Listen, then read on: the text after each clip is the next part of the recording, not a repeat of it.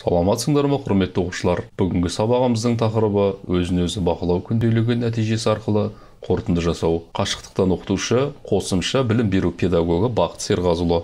Сабағымыздың мақсаты өзін-өзі бақылау күнделігінің маңыздылығын зерттеу. Сабағымыздың барысы өзін-өзі бақылау күнделігі дегеніміз не? Өзін-өзі бақылау күнделігі бізге не үшін қажет? Өзін-өзі бақылау күнделігінде қандай көрсеткіштер бар? Өзін-өзі бақылау күнделігін құрастыру жолдары қандай? Міне бүгінгі сабағымызда осы жөнінде кеңінен айтатын боламыз. Өзін-өзі бақылау күнделігі дегеніміз не?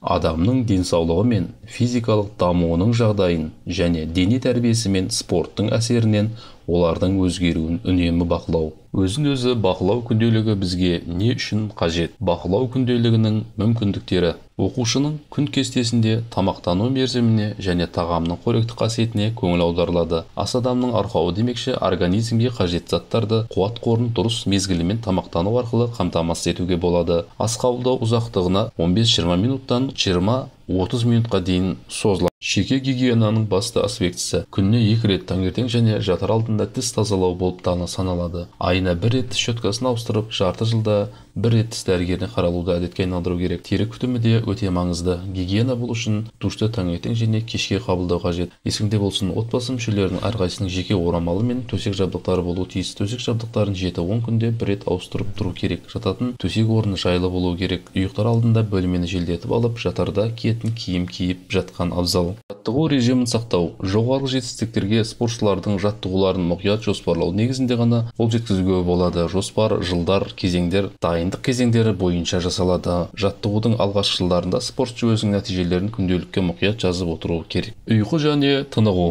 Ұйқы кезінде баланың денесі дем алып, миындағы күндіз жиналған мәліметтерді еске сақтау жолдары реттеледі. Нерв клеткаларында қуат қорлары қалыптасады. Шаршаған организмнің еңбек қабілеті қалпына келеді. Оқушы үнемі бір мезгілде жатып тұруға дағдыланған жөн. Өзін-өзі бақылау күнделігіне және тағы да басқа мәліметтер жазылады. Үнемі өзін-өзі бақылау күнделігі нәтижесі. Жоғарғы жетістікке жету үшін жаттығу режимін мұқият жоспарлау негізінде ғана қол жеткізуге болатындығын айт. Жоспар күн, апта, ай, жыл бойынша жасалады. Жаттығудың алғашқы жылдарында спортшы өзінің нәтижелерін күнделікке мұқият жазып қою керек. Бұл жаттықтырушымен бірге әртүрлі кезеңдердегі жүктемелердің көлемінің және қарқындылығының өзгеруі, басталу саны, жарыстың нәтижелері туралы талдау жүргізуге мүмкіндік. Өзі бақылау күнделігін құрастыру жолдары қандай? Бақылау күнделігімізде болуы керекті ақпараттар. Бүкіл ағзаның жағдайы немесе көңіл күйіміздің жағдайы. Мысалға, жақсы, қанағаттанарлық немесе төмен деп көрсетіледі. Екінші, ағзаның жұмыс жасау қабілеті. Мысалға, жоғарғы, төмен, қалыпты. Үшінші, толтыратын графамыз ұйқы және тынығу. Нашар ұйықтадым, ұзақ ұйықтадым, немесе ұйқысыздық мазалады. Тәбет көрсеткіштері. Қалыпты, тәбетім жоғары, немесе тәбетім төмен деп толтырылуы.